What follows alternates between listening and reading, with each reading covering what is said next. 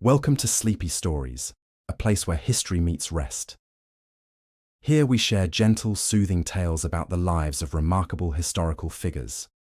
From inventors and explorers to artists and leaders, each story is told slowly, softly, and with a calming rhythm, designed to ease your mind and guide you into sleep. Whether you want to unwind after a busy day, relax before bed, or simply enjoy peaceful storytelling, Sleepy Stories will be your companion for a restful night. So, get comfortable, close your eyes, and let history help you drift into dreams. Tonight, we drift back in time to the late 18th century, a world of shifting empires, great revolutions, and the rise of one of history's most fascinating figures. His name was Napoleon Bonaparte. To some, he was a brilliant strategist and visionary leader. To others, a man of relentless ambition.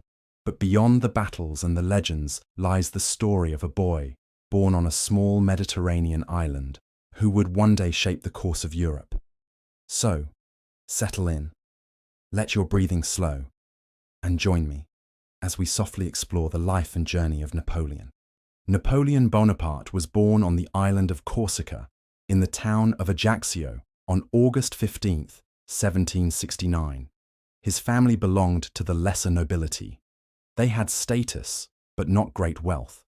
His father, Carlo, was a lawyer, and his mother, Letizia, was known for her strength and discipline. Together, they raised a large family, and Napoleon was only one of many children in the busy household. From an early age, Napoleon showed that he was different from the others. He was serious, often preferring books to games. While other children laughed and played, he could sit quietly for long stretches, absorbed in reading or in thought. He liked history most of all, especially stories of great leaders from the past. Life in Corsica was simple, but it gave him a strong foundation. The island was not wealthy, and people worked hard for what they had. Napoleon grew up with a sense of discipline and order that came as much from his mother's guidance as from the environment around him. At the age of 9, his father secured a place for him to study in France. This was the beginning of a great change in his life. Leaving Corsica behind, he entered a world much larger, much less familiar. At school in mainland France, he often felt like an outsider. His Corsican accent set him apart, and other students sometimes mocked him for it. When Napoleon left Corsica for France at the age of 9, he was still very much a child. The journey itself was long, and though he was excited by the thought of learning, he was also leaving behind the island that had shaped his earliest years. Corsica was familiar, France was unknown. He first arrived at the military academy of Brienne in northern France. Brienne was not a grand place compared to Paris, but to Napoleon it was entirely new. The buildings were large, the routines strict, and the students were mostly from wealthy French families. Napoleon, with his Corsican accent and his more modest background, did not quite fit in.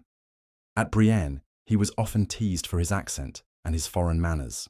The other boys called him names, mocking his Corsican roots, and sometimes tried to provoke him. Yet Napoleon did not give in to them. Instead, he withdrew into himself, answering their insults not with arguments, but with silence and study. He learned early that focus and determination could achieve more than quarrels. The school's curriculum was demanding. Students studied Latin, history, geography, and mathematics. Napoleon struggled with French at first. His letters and essays were filled with mistakes, and he often felt embarrassed by how slowly he wrote compared to others. But mathematics was different. Numbers came easily to him, and he excelled in calculation. His teachers noticed his talent and praised his sharpness in the subject. Outside of class, Napoleon sometimes found solace in books. He read about ancient leaders such as Alexander the Great, Julius Caesar, and Hannibal. Their stories filled his imagination, and he dreamed of what it meant to lead, not in play, but in real life. He admired their courage, their strategy, and their ability to inspire others. These readings planted ideas in him that would grow stronger in later years. Life at Brienne was not all study, however. There were moments of recreation, times when boys played games or went outside. Napoleon rarely excelled in sports, partly because of his smaller size and partly because he was not drawn to them. Yet he did enjoy playing chess, a game that allowed him to think ahead, plan moves, and outwit his opponents with patience. It suited his mind. Despite the hardships, the years at Brienne gave Napoleon resilience. He learned to live with isolation, to turn mockery into motivation, and to value discipline. He did not make many friends, but he built a kind of inner strength that would follow him throughout life. In 1784, after 5 years at Brienne, he was accepted into the École Militaire in Paris. This was a more prestigious institution, where students trained to become officers in the French army. The change was significant. Paris was larger, noisier, and far more demanding than Brienne.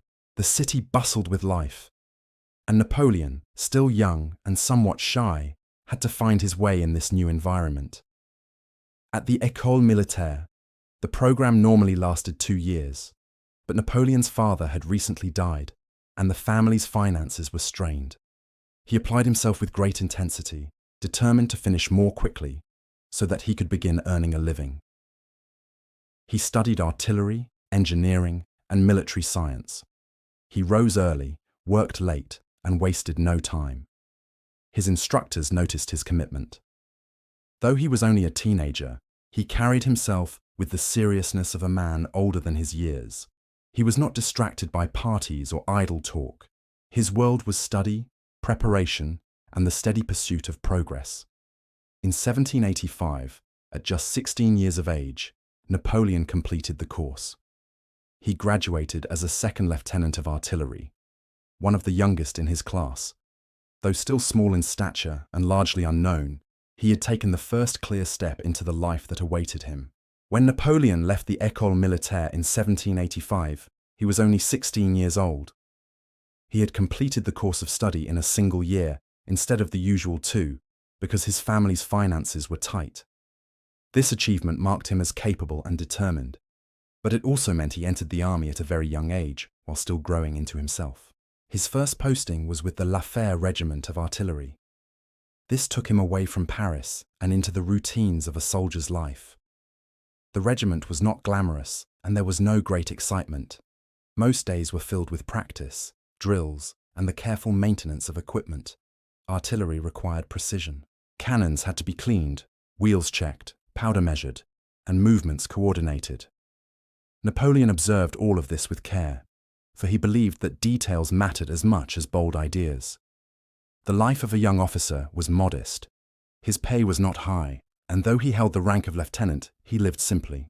He rented small rooms, sometimes no more than what was necessary, and often had little money left for luxuries. But he was not discouraged. He read constantly, borrowing books when he could, and he wrote letters home to his family in Corsica. His thoughts often returned to Corsica. He still felt a deep connection to the island, its people, and its struggles. The Bonaparte family had once been supporters of Corsican independence, and Napoleon carried with him the pride of being Corsican, even while serving in the French army. This sometimes created tension inside him. Was he a Corsican who happened to wear a French uniform, or was he a Frenchman shaped by Corsica? The question would stay with him for many years. In his free time, Napoleon continued to study history. He admired men like Caesar and Hannibal, but he also paid attention to modern writers on strategy and politics. He believed that knowledge was as important as experience, and he wanted to prepare himself for whatever opportunities might arise. His notebooks were filled with observations, plans, and reflections. He was quiet in company, often keeping to himself. Other officers noticed his seriousness and sometimes thought him distant, but they also recognized his ability. When he spoke about military matters, he spoke with clarity and confidence, as though he had already thought through every possibility. The years passed slowly. France in the late 1780s was restless. Tensions were growing, and the old order was beginning to show signs of strain. Napoleon was still young, still finding his place, but the world around him was moving toward change. By 1789, when the French Revolution began, Napoleon was 20 years old. He was stationed with his regiment, watching as the country he served began to transform. The revolution would alter the course of France forever, and it would also open the path for Napoleon's rise. But for now, he remained a young officer, quiet, observant, and waiting for the moment when his skills and ambition would meet opportunity. When the French Revolution began in 1789, Napoleon was still very young, only 20 years old. He was an officer in the artillery, a junior lieutenant with limited influence, but the changes sweeping across France did not leave him untouched. The revolution had begun in Paris with protests, debates, and the fall of old traditions. At first, its meaning was not clear to everyone. Some thought it was only a matter of reforms, others believed it was the beginning of something entirely new. For Napoleon, it was both a challenge and an opportunity. He was loyal to his profession, but he also carried within him the identity of a Corsican, proud of his island heritage. The revolution opened doors to men of talent, regardless of noble birth, and that possibility stirred something within him. Not long after the revolution began, Napoleon returned to Corsica. His family still lived there, and the island itself was caught between loyalty to France and its own desire for independence. The Bonaparte family had supported the Corsican patriot Pasquale Paoli, who had once resisted French control. When Paoli returned to Corsica after years of exile, many, including Napoleon, looked to him as a leader. But things were not simple. Paoli distrusted the revolution in France, and Napoleon, though Corsican by birth, believed the revolution offered opportunities for justice and progress. These differences began to push them apart. Napoleon wrote pamphlets defending revolutionary ideals, explaining his belief that liberty and equality should reach even Corsica. His words were passionate, though his style was not yet polished. Still, they showed his determination to be heard. During these years, Napoleon balanced two worlds. On one hand, he was a French officer, bound by duty. On the other, he was a Corsican, shaped by the struggles of his island. He tried to bring the two identities together, but tensions grew stronger. By 1792, as France declared war on Austria and other powers, Corsica's position became more complicated. Napoleon's career began to advance. In 1792, he was promoted to captain, a significant step for one still in his early 20s. His ability with artillery made him valuable, and his reputation as a serious, disciplined officer spread quietly among those who served with him. He was not yet famous, but he was noticed. Meanwhile, his family's position in Corsica worsened. Paoli grew more opposed to revolutionary France, and soon his supporters clashed with those, like the Bonapartes, who remained aligned with Paris. In 1793, the conflict reached a breaking point. The Bonaparte family was forced to flee Corsica after a violent struggle. Their home was attacked, and they barely escaped with their lives. For Napoleon, this was a turning point. He left behind not just the island of his childhood, but also the dream of a Corsican identity. From then on, he would see himself more and more as a Frenchman. The family settled in Toulon, a French port city. There, Napoleon's fortunes began to shift dramatically. France was now in the midst of revolutionary wars, and Toulon had fallen into the hands of royalists who invited British forces to occupy the city. The situation was dangerous for the new French Republic, and the army was sent to reclaim it. Napoleon, then only 24 years old, played a decisive role. At Toulon, Napoleon was placed in charge of artillery. He studied the city's defences carefully and proposed a plan to capture key positions overlooking the harbour. His ideas were bold but logical. The plan was approved, and under his direction, French artillery pounded the enemy. Slowly, methodically, the positions fell, and the British fleet was forced to withdraw. The victory was celebrated across France. For Napoleon, Toulon was a moment of sudden rise. He was promoted to brigadier general, skipping several ranks at once. In just a few months, he had gone from a relatively unknown officer to a man whose name began to carry weight in the capital. Yet even with this success, Napoleon remained restless. He was ambitious, and the revolution was still unstable. Leaders rose and fell quickly, and no one's future was secure. Napoleon kept working, kept writing, and kept planning. His days of obscurity were ending, but the world he was stepping into was uncertain, filled with both danger and possibility. For now, He was still young, still learning, and still preparing for what lay ahead. The revolution had changed France, and it had changed Napoleon. The Corsican youth who once felt like an outsider at school had now begun to find his place, not on the island of his birth, but in the wider arena of France itself. Napoleon arrived in northern Italy in the spring of 1796.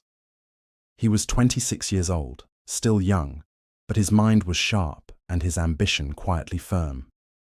The army of Italy he commanded was in poor condition. Its soldiers were hungry, some barefoot or clothed in tattered coats. Many had known defeat more often than victory, and the officers were unsure of themselves. It was an army that needed careful attention, patience, and confidence. Napoleon gave them both. He began by observing. He walked through the camp slowly, speaking to officers and soldiers alike. He noted the condition of their weapons, the alignment of their formations, and even the way the men ate and rested. His inspections were not hurried. He took his time, understanding that the details of daily life shaped morale and readiness more than grand speeches. He listened more than he spoke, learning the strengths and weaknesses of each unit, yet the calm confidence in his presence was already noticeable. Montenotte. The first engagement came at Montenotte. The Austrians had allied with the Sardinians and held positions in the Ligurian hills. Napoleon studied maps, terrain, and troop movements carefully. The village itself was small, but the passes around it were important. He determined that by concentrating his forces at the center of the enemy line, he could separate their armies and force them to react. On the morning of April 12, 1796, the French advanced. Mist clung to the hills, and spring rains had made the ground soft and slippery. The French skirmishers moved forward slowly, stepping carefully over rocks and through puddles. Cannons were dragged into position, their wheels sinking slightly into the mud. Musket fire rang out, echoing among the ridges, but Napoleon remained steady. He moved between officers, giving precise instructions, ensuring that no detail was overlooked. By afternoon, the enemy line had begun to falter. The Austrians and Sardinians were surprised by the speed and coordination of the French attacks. Napoleon ordered reserves forward, and slowly, steadily, the village and surrounding passes fell under French control. Soldiers, once doubtful, began to feel the quiet satisfaction of success. Montenotte became the first step in a campaign that would reshape the army's confidence. Millesimo. The next objective was Millesimo, a town perched in the Ligurian hills. The march was longer, the slopes steeper, and the paths winding. Napoleon's soldiers, though invigorated by Montenotte, moved cautiously. The terrain required patience. Cannons were hauled over narrow tracks. Pack animals struggled through the mud, and the men adjusted their pace to match the difficulty of the hills. Millesimo was guarded by a Sardinian force at Corsica castle. Napoleon understood that capturing the castle would open the road for further advancement. On April 13th, the French launched their attack. Skirmishers ascended the slopes, exchanging volleys with defenders. The sound of muskets and the rumble of cannon fire echoed softly in the valleys, never chaotic, but persistent. The struggle lasted through the day. The defenders resisted, but Napoleon's strategy of encirclement worked. By the morning of the second day, the castle was isolated, supplies cut off, and the defenders surrendered. Napoleon's careful planning and the soldiers' patient effort had turned difficult terrain into an advantage. Millesimo's capture reinforced morale. The men were no longer an army of uncertainty, but a force capable of measured, deliberate action. Napoleon praised their discipline, noting that victories were not only a matter of courage, but of focus and steadiness. Dago followed closely. Napoleon knew that the Austrians would attempt to regroup and strike back. He moved swiftly to preempt them. The French advanced along river valleys and small ridges, taking care with each step.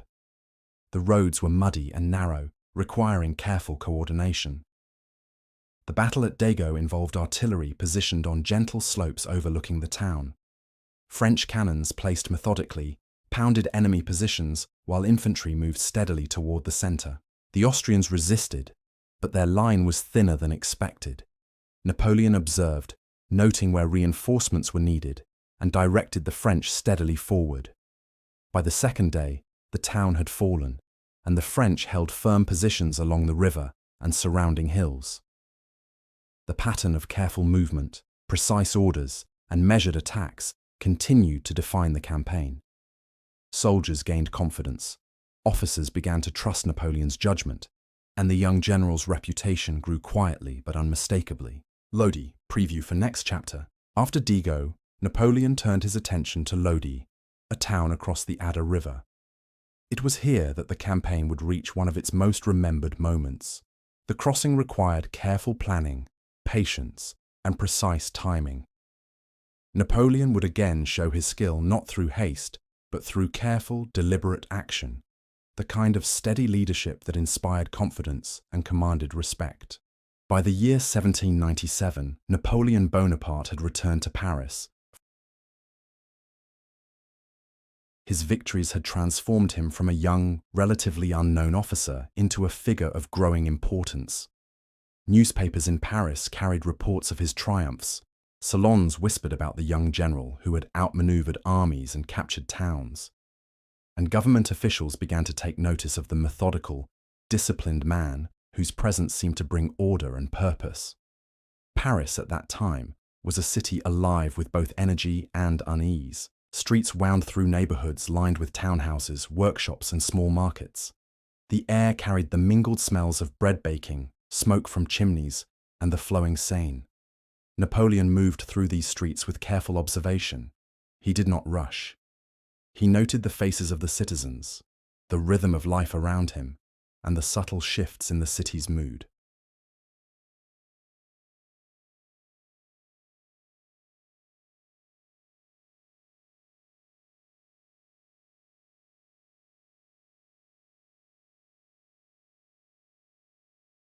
Both to challenge British influence and to explore lands rich with history and mystery. Napoleon, ever attentive to opportunity, accepted the command.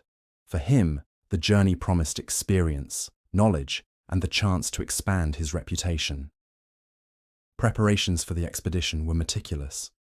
Ships were gathered along the French coast, loaded with supplies for months at sea, and staffed with soldiers, sailors, and scholars. Maps were studied carefully, detailing every known river, town, and route through the deserts. Napoleon considered not only military strategy, but also the logistical details: how to feed the men, protect the artillery, and maintain health and morale over long stretches of travel. He believed that steady preparation and careful planning were the foundation of any success. The voyage itself was long and sometimes uncomfortable. The fleet sailed steadily through the Mediterranean, with days marked by routine. Soldiers stood watch, inspected their equipment, and performed drills under Napoleon's quiet supervision. Meals were simple: bread, salted meat, and occasional vegetables, shared slowly among the men. Storms sometimes delayed progress, and the sailors worked with patient diligence to keep the fleet on course. Napoleon moved among the decks, offering instruction and reassurance, observing the rhythms of life at sea, and ensuring that the army maintained discipline and cohesion. After weeks of travel, the fleet reached Egypt. The sight of the land was unlike anything Napoleon had experienced. The desert stretched in wide, golden plains, broken occasionally by rocky hills. The Nile wound through the landscape like a silver ribbon, supporting towns and fields along its banks. The cities were alive with markets, animals, and people moving about their daily lives. Napoleon moved through the towns with careful attention, observing the customs, the architecture, and the ways of the inhabitants. He encouraged his officers and scholars to do the same, believing that knowledge of the land and its people was as important as skill in battle. The campaign itself was measured and deliberate. The French army advanced along the Nile and into surrounding territories, establishing camps, scouting routes, and maintaining communication with ships and supply lines. Each day had its own routines. Soldiers cleaned and loaded their weapons, tended to horses, and received instructions for movement or guard duty. Officers reviewed maps and discussed strategy with Napoleon in quiet consultation. Orders were written carefully, ensuring clarity and precision. Napoleon encouraged learning and observation during the campaign. Scholars accompanying the army documented plants, animals, monuments, and the customs of Egypt. These studies were not hurried. Napoleon believed that understanding the land and its people would provide long-term advantage, and he often spent hours reviewing reports, examining drawings, or walking through ruins, noting the details with steady attention. While the army moved and explored, Napoleon's reputation in France continued to grow.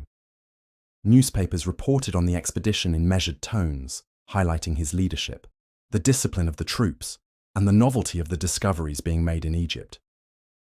In Paris, politicians and citizens discussed his abilities, and his image as a capable and ambitious general solidified.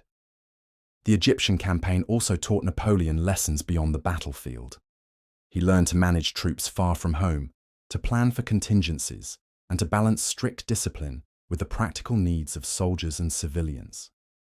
He observed how local leaders interacted with their communities, how resources could be gathered efficiently, and how morale could be maintained even in challenging circumstances. These insights were gradual, almost imperceptible in daily practice, but they built a foundation for his later leadership. By the time Napoleon returned to France from Egypt, he was not only a skilled commander, but also a man of experience and reputation.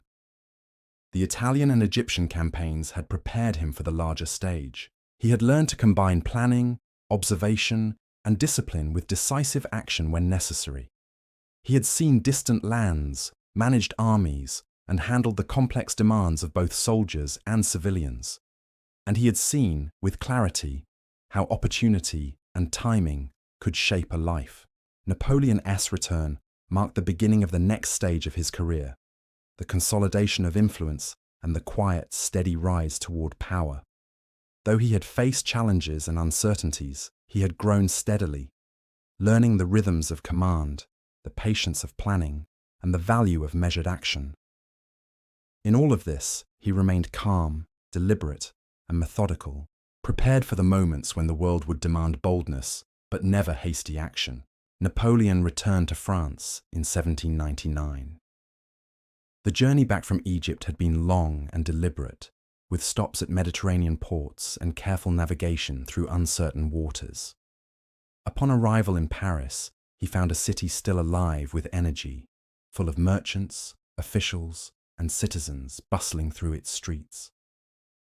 Paris had changed in his absence, as had the political landscape.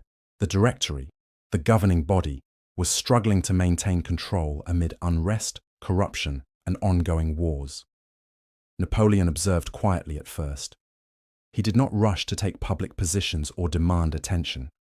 Instead, he walked through the city streets, visited his old acquaintances, and sent letters to political figures and former colleagues. His return was calculated, measured, and patient. He studied the environment carefully, noting alliances, divisions, and the personalities of those who held power. The Directory was weak. Many leaders were distracted by personal interests, political infighting, and the difficulties of managing a nation at war. Napoleon saw opportunity in their instability. He began to consider how he might serve France while also advancing his own influence.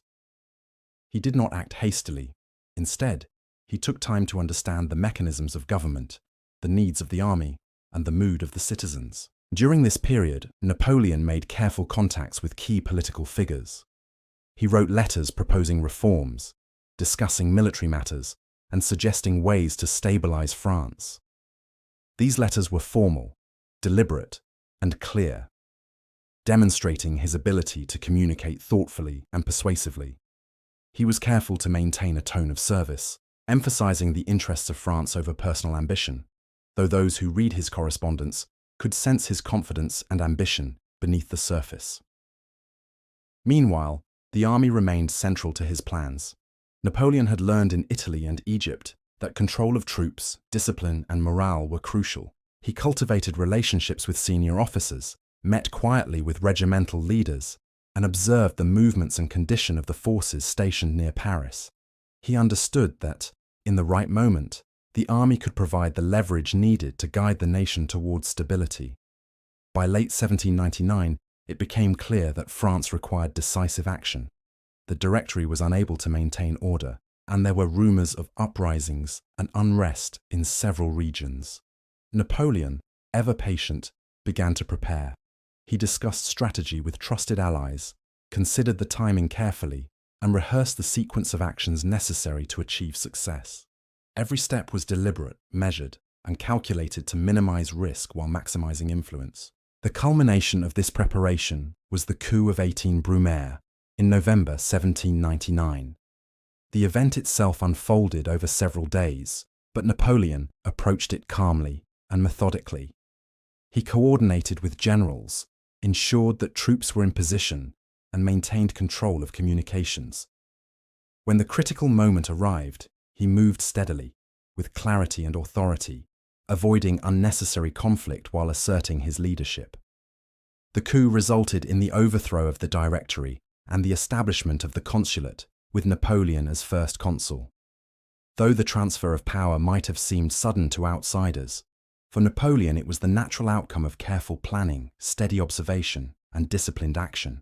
He assumed office not with haste or display, but with quiet authority, aware of the responsibilities that now rested on his shoulders. As first consul, Napoleon immediately set to work. He reviewed the administration of France, met with officials, and began to implement reforms. His days were long and structured, with mornings spent on reports and correspondence, afternoons on meetings with ministers and generals, and evenings reflecting on strategy and planning for the future. He encouraged efficiency, clarity, and order in all matters. Napoleon's rise was notable not for sudden displays of power, but for the careful accumulation of influence. His reputation as a decisive, capable leader had been built over years of observation, planning, and steady achievement. From the young boy in Corsica, to the student at Brienne and École Militaire, to the young officer in Toulon, Italy and Egypt, he had moved gradually, methodically, and with a consistent focus on discipline, learning, and measured action. By the end of 1799, Napoleon was not only first consul, but a man who had learned the importance of patience, preparation, and deliberate leadership. He understood the rhythm of political life, the subtleties of human behavior, and the ways in which authority could be exercised without chaos. France, after years of uncertainty, now had a leader who moved steadily, thoughtfully, and with a clear sense of purpose. After becoming first consul, Napoleon turned his attention to the daily life of France.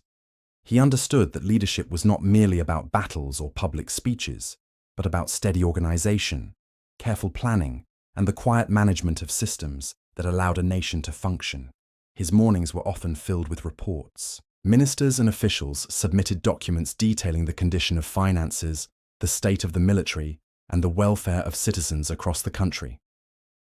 Napoleon reviewed these papers with patience, noting inconsistencies, considering solutions, and prioritizing actions. He wrote instructions with deliberate care, ensuring that every order was clear and actionable. In the afternoons, he met with his ministers, generals, and advisors. These meetings were structured and calm. He asked questions patiently, listened to suggestions, and occasionally offered guidance or correction. Even as first consul, he moved quietly, without unnecessary display, relying on logic, clarity, and timing to maintain control. One of his most lasting achievements during this period was the creation of the Napoleonic Code. He believed that a stable nation required clear, consistent laws. Prior to this, laws varied by region, often confusing citizens and officials alike. Napoleon carefully studied existing codes, discussed matters with legal scholars, and considered the practical needs of ordinary people. The resulting code organized civil law into a simple, logical structure, covering property, contracts, family matters, and individual rights. It was designed to be read, understood, and followed easily. Education was another area of focus. Napoleon recognized that a well-governed country required knowledgeable citizens. He reorganized schools, standardized curricula, and emphasized both practical and moral education. Schools were not only for the wealthy. The new system sought to provide opportunities for talented students from all backgrounds. Daily routines in schools were structured, with careful attention to discipline, order, and the gradual development of knowledge and skill. Administration, too, received attention. Napoleon created prefects to oversee regions of France, ensuring that local governments were accountable and efficient. He encouraged regular reporting and inspections, establishing routines that allowed him to know the condition of the nation without constant disruption. He valued steady, predictable systems over improvisation, believing that stability allowed both citizens and officials to thrive. Even his handling of religion was measured. He recognized the importance of faith to many French citizens, but he also sought to keep religious influence consistent with the state. Through careful negotiation and the concordat with the Pope, he established an agreement that acknowledged the role of the Church while maintaining the authority of the government.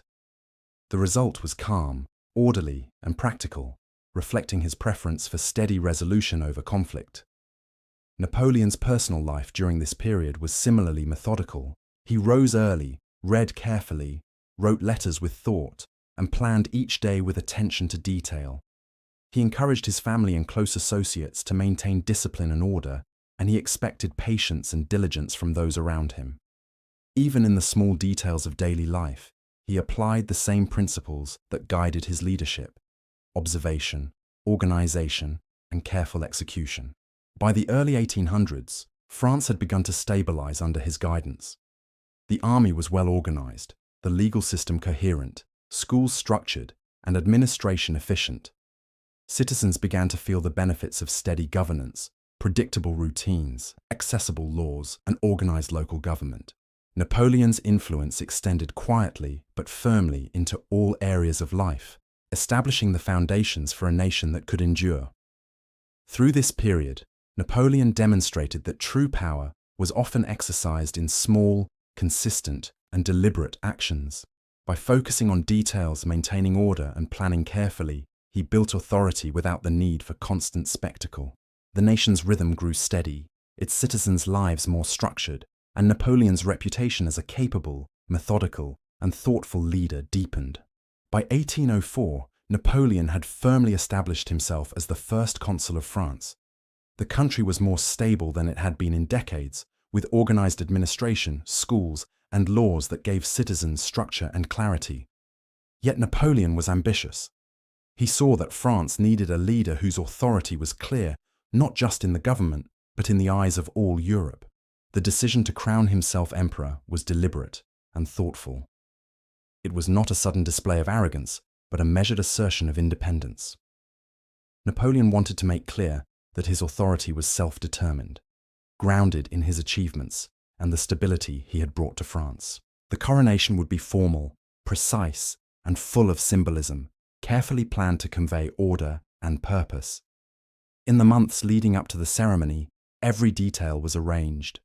The Cathedral of Notre Dame in Paris was prepared. Clergy, nobles, and officials were notified and given precise instructions.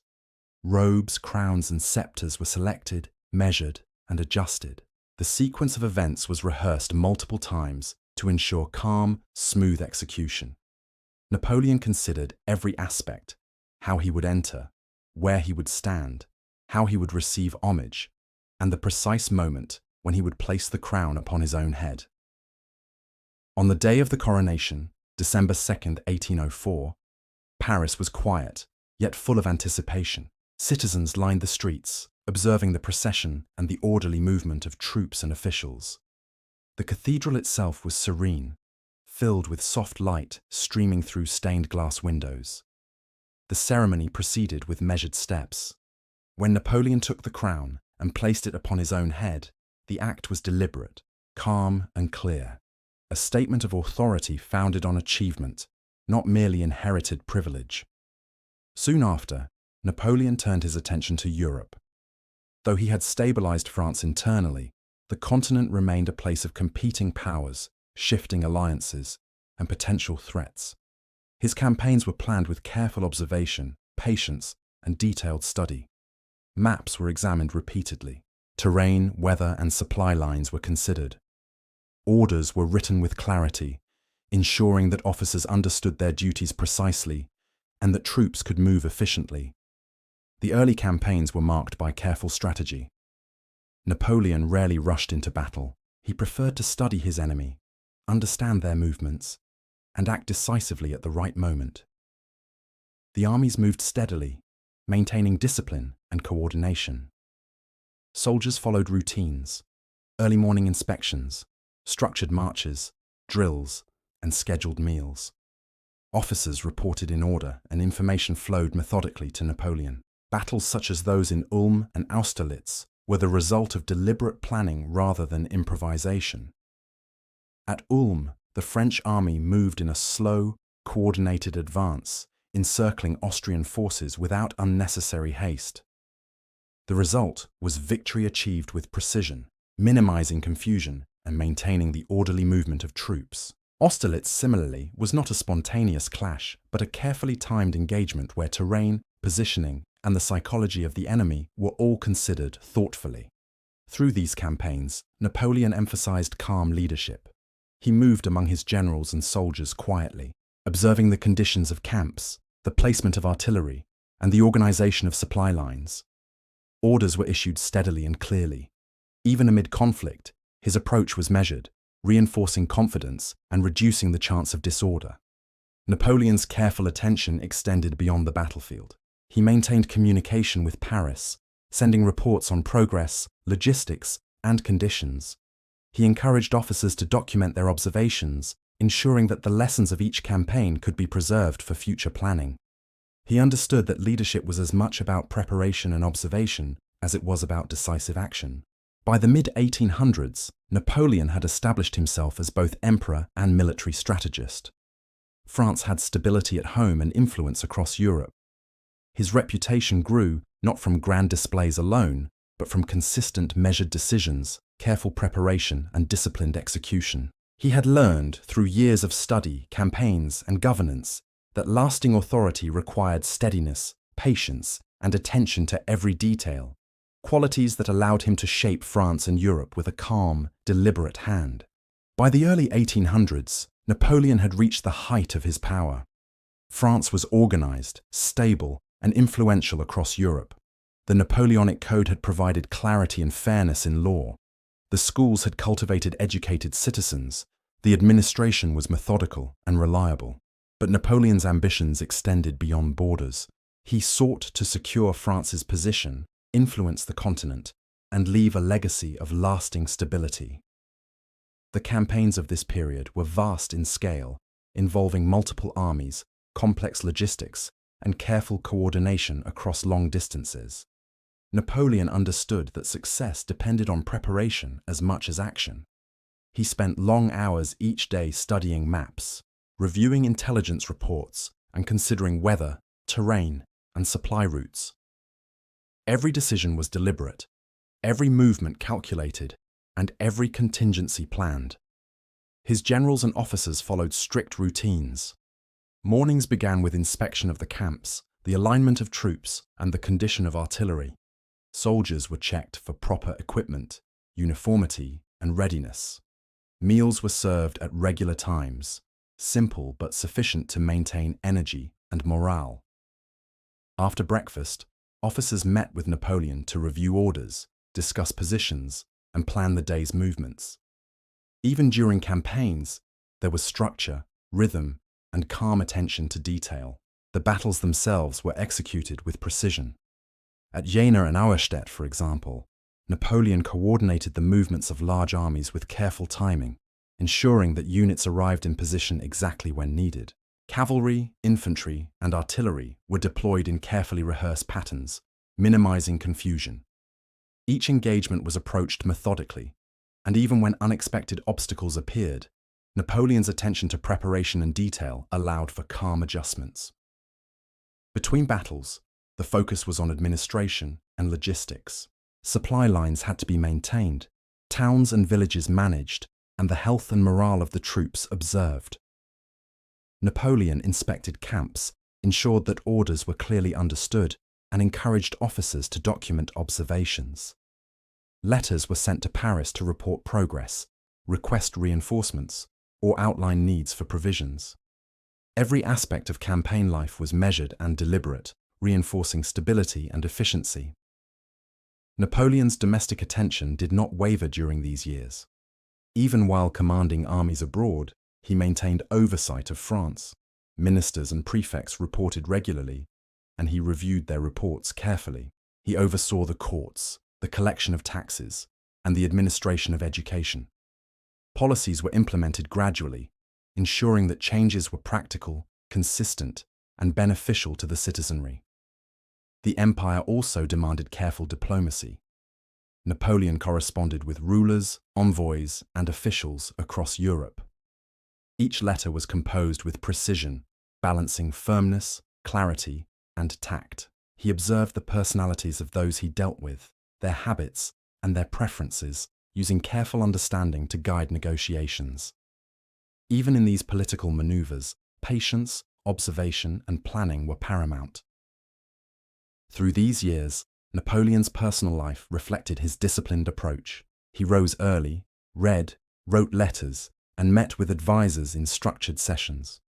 Meals were simple and punctual. Sleep was regular, though often interrupted by reports or urgent matters. His attention to small details, the organization of papers, the positioning of troops, the timing of correspondence, mirrored his approach to the larger world. Each day followed a deliberate rhythm, calm and methodical, even amid the vast scale of empire. Despite the challenges of war and politics, France under Napoleon achieved a level of order and stability unprecedented in recent decades. Roads were improved, laws clarified, schools expanded, and administrations standardized. Citizens began to experience daily life with a degree of predictability and security previously unknown. The army, disciplined and organized, served not only as a military force, but as a stabilizing presence, reinforcing the structure of the empire. Napoleon's genius during this period lay not solely in his brilliance on the battlefield, but in his steady, methodical leadership across every dimension of life. He understood that lasting influence required more than victory. It required attention to daily routines, careful preparation, clear communication, and measured execution. Through patience, observation, and disciplined action, he shaped not only armies and nations, but the very rhythm of life for the people he governed. By 1812, Napoleon's empire stretched across much of Europe. His influence reached from Spain in the west to the borders of Russia in the east. France itself was orderly and stable, with laws, schools, and administration functioning in steady rhythm. Yet peace was fragile. Tensions grew between Napoleon and Tsar Alexander of Russia, as trade disputes and shifting alliances unsettled the balance. Napoleon, ever deliberate, began to prepare for a campaign into Russian territory. The preparation was immense. Armies were assembled from across the empire, drawn from many nations and languages. Supplies were gathered: food, uniforms, weapons, and horses. Maps were studied repeatedly. Routes were traced, distances measured, and rivers noted. Reports on weather and terrain were carefully examined, though no report could truly capture the vastness of the Russian landscape. When the Grande Armée crossed the Niemen River in June 1812, it was not with haste, but with structured organization. Soldiers marched in columns, each unit placed according to careful order. Camps were arranged methodically each evening. Tents aligned, fires built in rows, horses tethered at measured intervals. Officers ensured discipline, checked equipment, and reported conditions to their superiors. Napoleon oversaw this with calm attention, reading reports by lamplight, writing precise instructions, and planning each day's march. At first, the advance seemed orderly. The countryside was green, rivers clear, villages scattered across the landscape. Yet the distances were long, and the heat of summer weighed heavily on the men. Supplies stretched thinner with each passing week. Horses tired, wagons slowed, and rations became smaller. Still, the routine continued. Soldiers woke at dawn, marched in formation, ate simple meals, and set up camp again at dusk. The rhythm of campaign life carried them forward. As they moved deeper into Russia, the landscape changed. Fields were left empty, villages abandoned, and supplies scarce. The Russian armies withdrew steadily, refusing direct confrontation, leaving behind only empty spaces and scorched earth. Napoleon observed carefully, adjusting his plans each day, urging patience among his officers. He studied the enemy's patterns, their retreats, and their tactics of denial. By September, the French reached Moscow. The city, however, was silent. Many residents had fled, and soon after the French entered, fires broke out across the city. The blaze spread slowly at first, then widely, consuming homes and stores alike. Supplies that the army had hoped to find were destroyed. Napoleon remained calm, considering options carefully. He stayed in Moscow for weeks, waiting for word from the Tsar, hoping for negotiations that never came. Winter soon arrived. The cold descended steadily, day by day, the air growing sharper, the nights longer. Snow covered the roads, and frost settled on uniforms and weapons. Routines became harder to maintain. Soldiers marched with slower steps, built fires that barely kept them warm, and ate smaller rations as supplies dwindled. Horses struggled in the ice, and wagons broke on frozen ground. Still, Napoleon insisted on order. Columns remained structured, camps aligned, reports delivered each evening. The retreat from Moscow was steady but difficult. The army marched in silence, snow crunching underfoot, wind sweeping across the open plains. Each day was measured by survival, finding wood for fires, securing a little food, tending to the sick and injured. Napoleon encouraged discipline, urging officers to maintain routines, to keep the army moving as one body despite the conditions. When he returned to France after the campaign, Napoleon was calm but changed. The Grande Armée, once vast, had been diminished by the march. Yet he did not dwell on despair. Instead, he reviewed what had happened, studied the causes, and considered how to rebuild. He understood that leadership required resilience, the ability to begin again with the same attention to detail, the same discipline, and the same steady rhythm of command. In the years that followed, Napoleon's position weakened as coalitions of European powers united against him. Campaigns continued, each planned with his usual methodical care, but the resources were smaller, the allies fewer, the opposition stronger. Eventually, in 1814, Paris itself was occupied, and Napoleon was compelled to abdicate. His exile to the island of Elba was quiet, almost domestic in its rhythm. There, Napoleon organized the island as he had organized France. He reformed agriculture, built roads, inspected schools, and established small industries. Each day was structured, rising early, reading, walking, writing letters, and overseeing the island's modest administration. Even in exile, he maintained the same habits of observation, planning, and order. Life moved in slow, deliberate cycles, as though he were governing a small model of the empire he had once led. Yet exile did not end his story. In 1815, Napoleon escaped Elba and returned to France. His landing was quiet, but word spread quickly. Soldiers sent to arrest him, instead, joined him, step by step, until he reached Paris once more. The 100 Days had begun, a short but deliberate attempt to restore his rule. When one considers Napoleon's life, it can seem filled with great events. Battles that shaped Europe, coronations that marked new eras, campaigns that reached across continents. Yet beneath these grand moments, his life was guided by something quieter, something steadier. The calm discipline of daily routine, the methodical order of thought, the deliberate rhythm of action.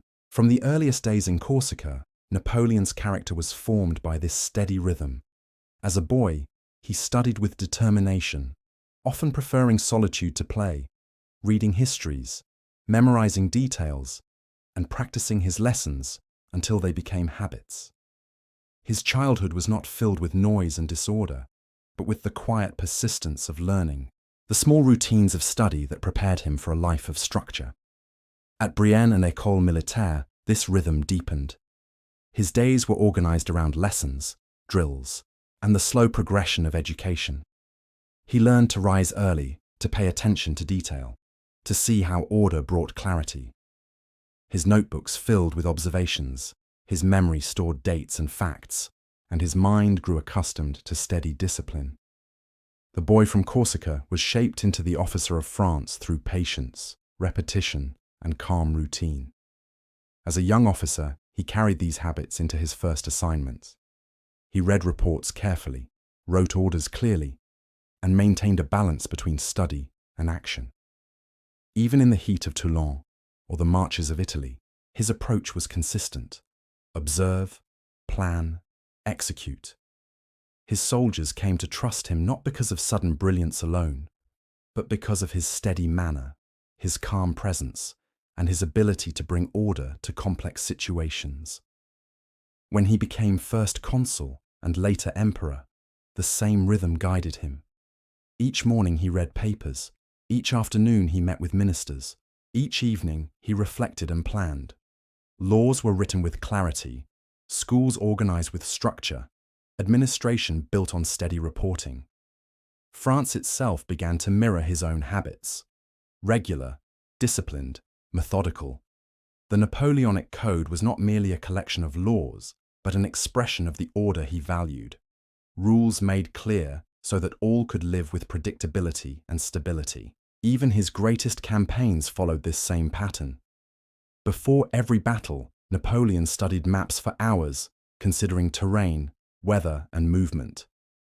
He prepared his soldiers through drills, reviews, and inspections, ensuring that discipline would hold when needed. Victories at Ulm, Austerlitz, Jena, and beyond were not sudden strokes of chance, but the culmination of patient preparation and calm execution. The army moved like a vast machine, each part working in harmony, each step measured and deliberate. Yet life also tested his order. In Russia, the rhythm of his army strained against distance, weather, and supply. Still, Napoleon urged discipline, maintaining columns, camps, and routines, even as the cold closed in. In defeat, he did not abandon structure. He withdrew as carefully as he had advanced, each step planned to preserve what could be preserved, each order written with the same clarity as before. Even in retreat, the rhythm remained. His exiles, first on Elba and later on St. Helena, might have seemed endings, yet they too were filled with order. On Elba, he governed the small island as though it were an empire in miniature. Roads repaired, schools inspected, gardens tended. On St. Helena, he followed a daily rhythm of walking, reading, dictating, and reflecting. His world had narrowed, but his habits remained unchanged. Routine was not a tool for empire alone. It was the fabric of his life. In the quiet of St. Helena, far from the noise of courts and battlefields, Napoleon looked back on his life. He saw the patterns that had guided him: study in youth, discipline in service, clarity in law, structure in administration, preparation in war, and reflection in exile. His greatness had been built not only on ambition or genius, but on the calm persistence of daily habits. And so his story closes, not with suddenness, but with a gentle winding down. From Corsica to Paris, from Italy to Egypt, from Moscow to Elba, from Waterloo to St. Helena, the rhythm remained the same. Observe carefully, plan patiently, act deliberately, and reflect calmly. His life, though filled with events that shook nations, was in its essence the steady life of a man who valued order above all things. Even as the world remembers the crowns and campaigns, the legacy of Napoleon lies also in the quieter truth, that greatness is built day by day, through calm habits, patient preparation, and the steady discipline of routine. His life was a long march, not rushed, but measured, one step after another, until the journey was complete. And in this, thank you for listening to Sleepy Stories. I hope tonight's tale has helped your mind slow down and your body drift a little closer to rest. Remember, every night brings a new chance to relax, reset, and dream. If you enjoyed this story, you're always welcome to return and join me for another gentle journey through history. For now, close your eyes, let go of the day, and rest well. Good night.